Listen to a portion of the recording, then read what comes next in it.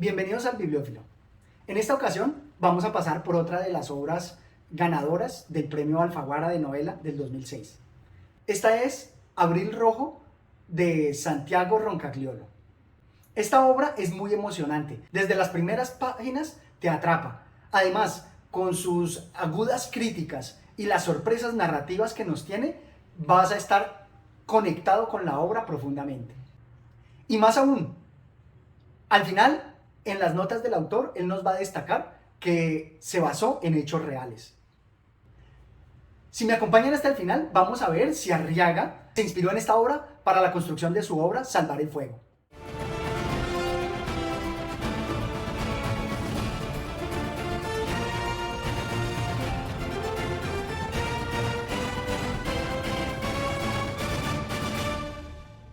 Es una novela negra en la cual se van a investigar unos hechos, unos asesinatos llenos de intriga. Me parece muy emocionante y me sorprende que no se le haya dado tanta publicidad como por ejemplo a la obra de Salvar el Fuego de Arriaga. Tal vez por eso voy a hacer como una comparación de los aspectos más relevantes que critiqué en un video pasado y que encuentro que en esta obra se desarrollan de una manera mucho mejor. Para nada es para atacar al escritor mexicano, que también me parece muy entretenido y muy bueno, sino para destacar estos aspectos también manejados en el escritor peruano. Aquí también vamos a tener una polifonía, porque tenemos los documentos procesales donde los fiscales o los abogados plantean los casos judiciales, que en algo me recordaron la obra de Sostiene Pereira de Antonio Tabucchi. Esos inicios son muy similares. También vamos a tener la voz del narrador, que es en tercera persona, y en el cual vamos a encontrar una sorpresa narrativa inigualable. Y también tenemos, de manera similar a como se veía en Arriaga, unos textos que parecen ser un diario y que nos van a presentar una voz adicional, que es como una voz demoníaca. En este caso quiero resaltar la que me recordó a Sostiene Pereira, porque el lenguaje procesal me atrapó desde el primer instante. Veámoslo.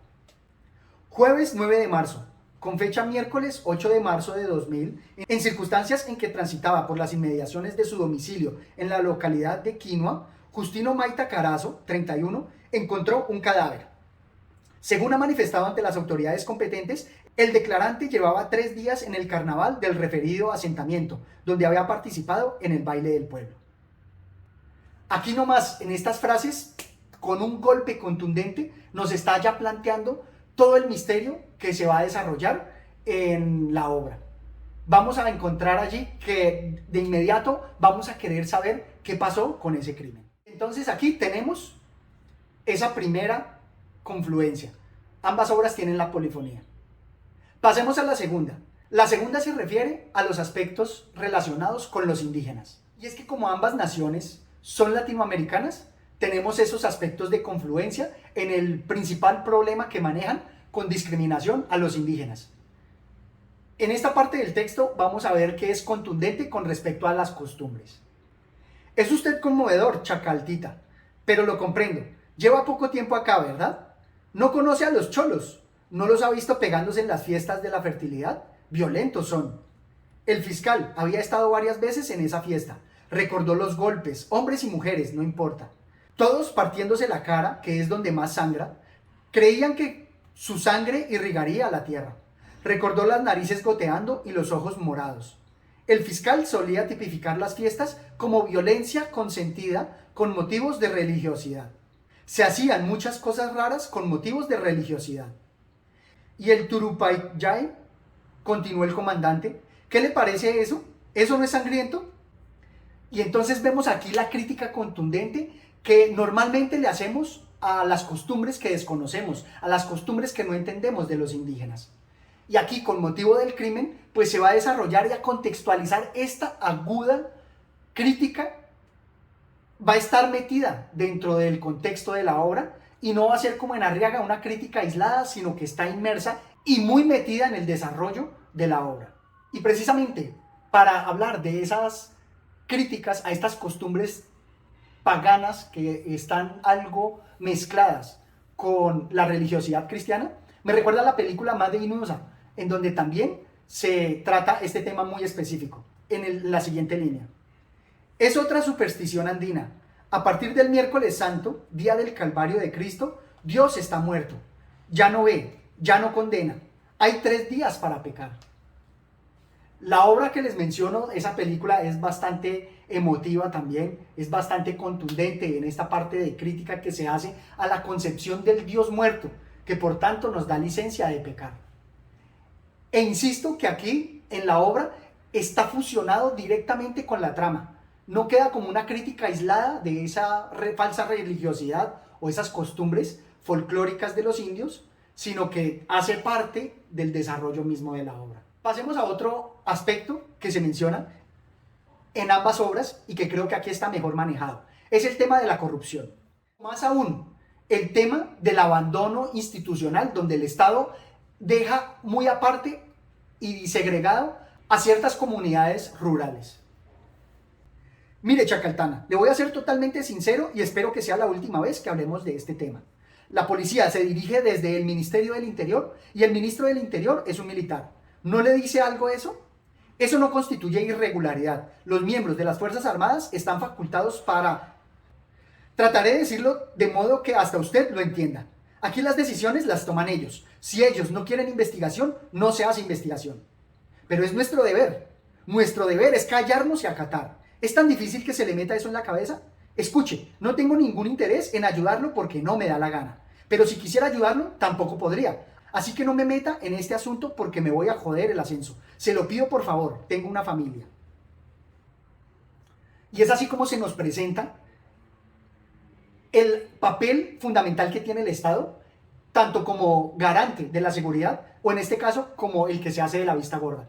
Y creo que esta parte es tan importante porque hace parte de lo que es el flujo de la investigación de este crimen. Y así como lo vimos en otro gran escritor como es Mario Vargas Llosa, en ¿Quién mató a Palomino Molero?, aquí va a ser esa crítica contundente contra las instituciones. Pero esa crítica contundente para nada va a cambiar ni va a verse como decorado en el desarrollo de la obra. Por el contrario, va a ser una parte fundamental, una justificación para que la obra se desarrolle de esa manera. Porque para nadie es un secreto que en los estamentos militares de Latinoamérica se maneja mucho poder. Y el poder de los militares algunas veces es casi ilimitado. E inclusive estas líneas, con lo que es las imágenes que se quieren dar al exterior, o inclusive la falsa sensación de seguridad que se quiere aparentar en las elecciones, me parece contundente. A la gente de acá le importan una mierda las elecciones, ¿no se da cuenta? Pero es que según la ley, ¿qué ley? Aquí no hay ley. ¿Usted cree que está en Lima? Hágame el favor. Y más adelante, no te haré nada, Pauite, tampoco podría. No estoy aquí para evitar un fraude, ¿no? Yo no voy a hacer ningún fraude y yo sé que estas cosas se ven raras, pues, Chacaltana, pero nadie ha organizado nada, no es necesario. ¿No es necesario? Jonathan Cauide le ofreció un poco más de sopa, se sirvió él también. Félix, hace 8 años yo salí a la calle y me mataban, y ya no. Los terrucos mataron a mi madre, mataron a mi hermano y se llevaron a mi hermana para que luego la matasen los cachacos. Desde que ha llegado el presidente, no me han matado ni a mí ni a nadie más de mi familia. ¿Tú quieres que vote por otra persona? No entiendo, ¿por qué? Esta crítica es contundente, porque asimismo en Colombia también tenemos un sector grande de la población agradecido con unos presidentes que bajo la falsa seguridad democrática, con excesos y muchas veces con ejecuciones extrajudiciales y desapariciones, han acabado con el terrorismo. Dan la seguridad en algunos lugares, pero no se ve todo el impacto completo que genera en toda la nación, porque la nación pues no está muy bien cubierta por el centralismo del gobierno.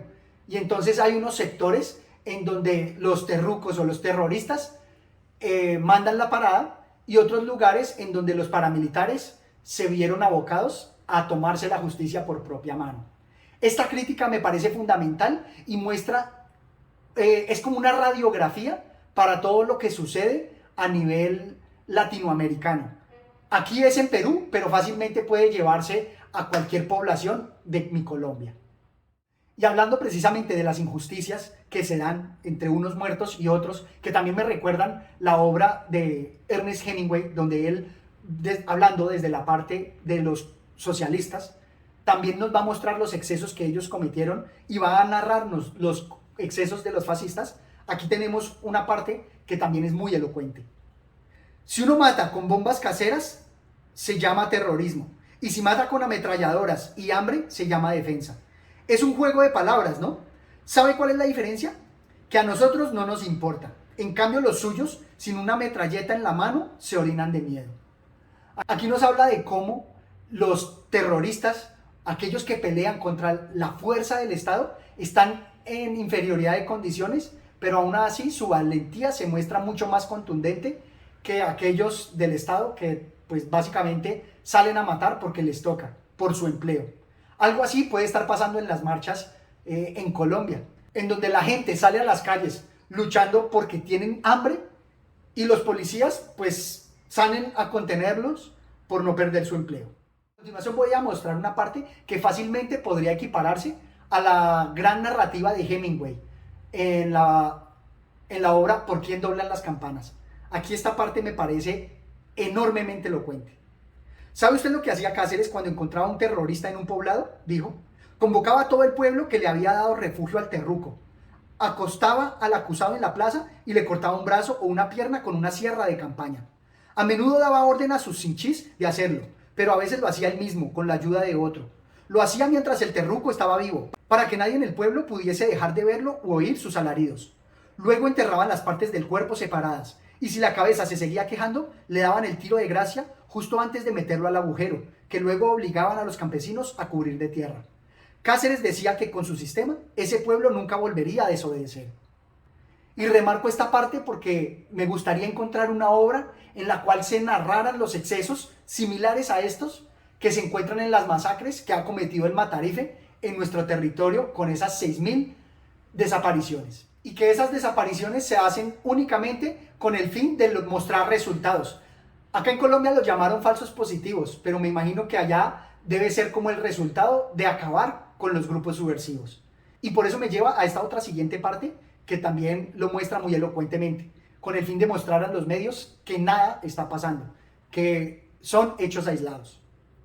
De momento, no cabe esperar que tales casos sean elevados ni a la justicia civil ni a la opinión pública, de modo que puedan ser manipulados por elementos inescrupulosos con el fin de dañar la imagen de nuestro país en el exterior o empañar los importantes logros del gobierno en materia de lucha contra subversiva. Eso es lo que se busca, que ante los medios todo parezca que está bien, que en la burbuja se piense que el país goza de una democracia antiquísima. Cuando si se mira con una lupa, de pronto eso no es realidad. Ahora vamos a pasar a un tercer aspecto que en la obra de Arriaga se nos mostraban y es las relaciones de los presos. Aquí también vamos a ver cómo se nos destaca y de manera muy sutil, sin necesidad de exigir grandes páginas, nos va a mostrar con gran contundencia las relaciones que se dan entre presos, entre ellos mismos y con el exterior. Se extendió en un pequeño discurso sobre las novias y los presos, hasta que pronunció un nombre de mujer que el fiscal acompañó con un movimiento de sus labios y con un gran dolor en el pecho. Esta frase es elocuente y creo que ese elemento es solamente para mostrar que hay un punto de confluencia con el de Arriaga. Veamos el siguiente punto, donde también nos muestra cómo se transgreden algunos tabúes. Sin necesidad de ser tan explícito, aquí también tenemos aspectos bastante profundos, como son violaciones, como son parricidios, asesinatos, desapariciones. La fiscalía solo recibía peleas de borrachos o maltratos domésticos, a lo más alguna violación, frecuentemente de un esposo a su esposa.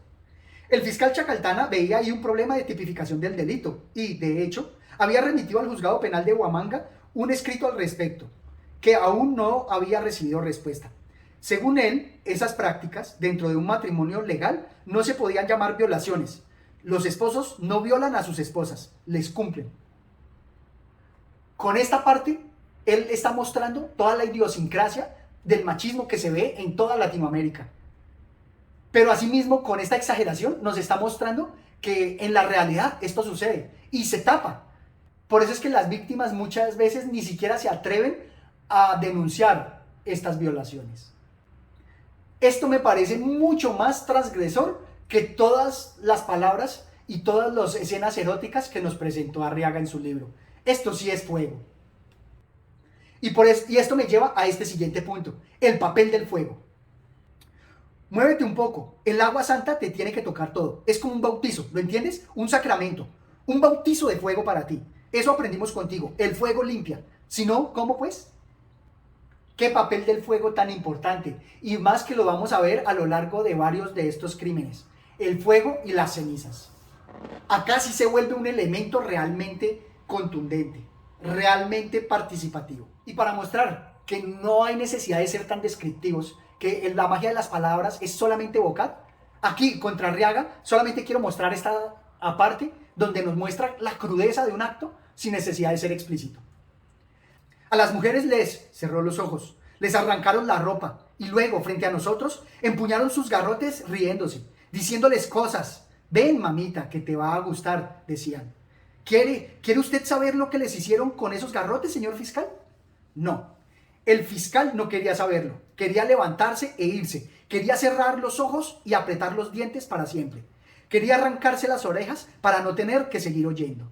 El terrorista ya no disimulaba las lágrimas que rodaban por sus mejillas. ¿Ven por qué digo que no hay necesidad de escribir toda la crueldad, toda la crudeza de esos actos? Él aquí, con esas lágrimas, él aquí, con ese apretar los dientes, con ese no querer saber más, está siendo más elocuente que si nos hubiera dicho cómo hurgaron en ciertas partes de sus cuerpos. Otro punto en contra de Arriaga. Esos son todos los puntos con los cuales encontré diferencias entre Arriaga y aquí Roncagliolo, en donde creo que Arriaga sigue siendo más cinematográfico, pero Roncagliolo sí es mucha mejor literatura. Nos lo logró evocar las mismas cosas en menos páginas y con mejor uso de las palabras. Finalmente, quiero remarcar dos aspectos fundamentales. Uno es la evolución del personaje, donde tenemos a un fiscal tímido que va investigando y a medida que investiga va a cambiar su ser. Algo que no sucedió en Arriaga, porque el personaje de José Cuauhtémoc, a pesar de lo que muchos digan, me pareció muy plano. A pesar de toda su erudición, no se explotó como el Aníbal Lecter que hubiera podido ser. En cambio, acá vamos a ver que el personaje que investiga sí va a cambiar. Y finalmente, quiero remarcar aquí la contundencia de la obra, en cómo la fuerza de las palabras le dan todo el poder literario que tiene. Porque nos va a mostrar también esa diferencia filosófica que hay entre lo que se dice y la realidad. Aquí él lo hace de manera muy elocuente.